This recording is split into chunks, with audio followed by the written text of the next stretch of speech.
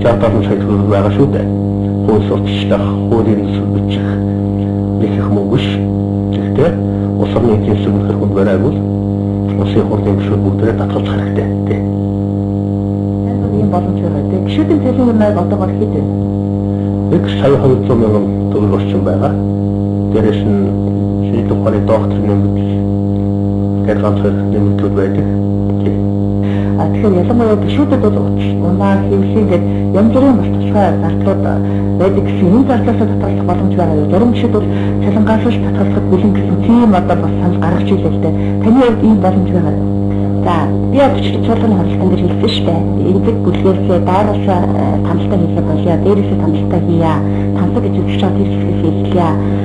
Тэгээ шаардлагатай хурлын гишүүд цалиныхаа 30%-ийг 40% асуухад бэлэн байна. За унааны зардал буюу бензиний мөнгө гэж өгдөг. Энийг одоо 50% татгалзахад бэлэн байна. Гадаадын бүх танилтыг асуулахад бол бэлэн байна. Гадаад одоо нэг жил нэг ажил хийлгээр явахгүй байх бүрэн боломжтой гэж бодож байна. За жишээлбэл би бол өөр 4 одоо ажилтнтай ажилладаг. За 4 ажилтны халуус нэгдүгээр дахиад нөө сонирхол хүнээ амьдрал учраас одоо яг энэ 4 албанд тушаалж хасгаж байгаа төвхтэй юм аа гэж харж байгаа л да. За тэгээд одоо тайвар дээр ажиллах тодорхой зардлууд гардаг гэдээс асуудал бэлэн. Гэхдээ хамгийн их зардлууд засгийн газартай гардаг.